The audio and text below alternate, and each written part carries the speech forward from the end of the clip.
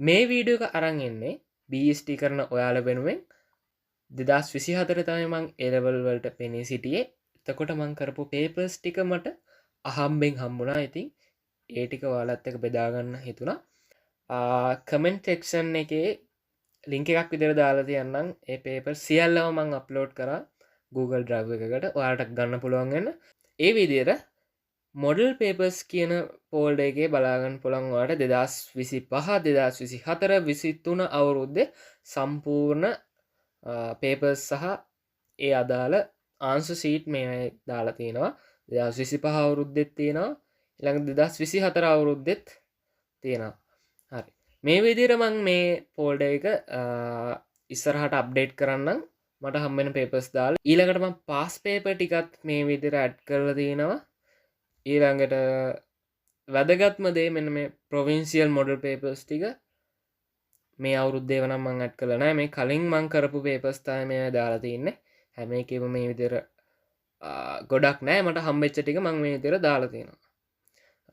මේ විදිහට වෙන් කරලා තියෙන එක මාරම ලේසි. එතකොට කරපු පේපර්ස් අඳුර ගන්න ලේසි, වැදගත් පේපර්ස් ටික කරන්න ලේසි. සිලබස් කියන කාණ්ඩේ යටතේ මං දාලා තියෙනවා පැට්‍රිකල් ගයිඩ් එක, ටීචර්ස් ගයිඩ් එක. ඊළඟට ඔයාලගේ තියෙනවා මෙන්න මේක පුනරීක්ෂණ අභ්‍යාසය කියන මෙන්න මේ PDF එකත් මං අප්ලෝඩ් කරලා දෙනවා.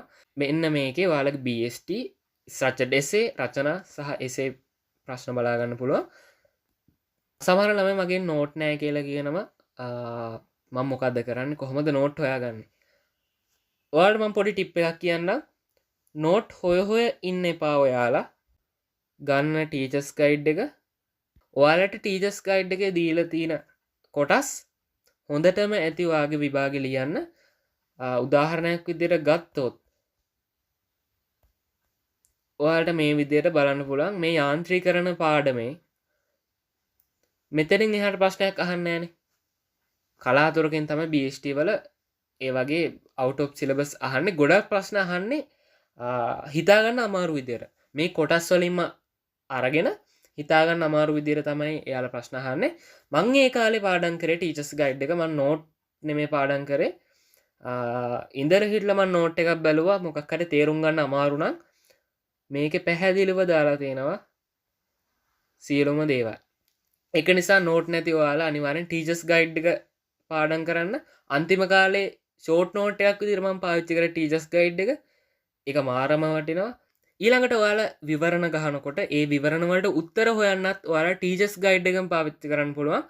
මේක මාර ඉක්මන් ඔයාලා නෝට් එකක් බලනකොට වඩා ටීචර්ස් ගයිඩ් එකෙන් කෙටියෙන් අදාළ පොයින්ට් එක ඒ විදිහට දාලා තියෙන හින්දා ඔයාලට පහසුවෙන්ම උත්තර හොයන්නත් පුළුවන්.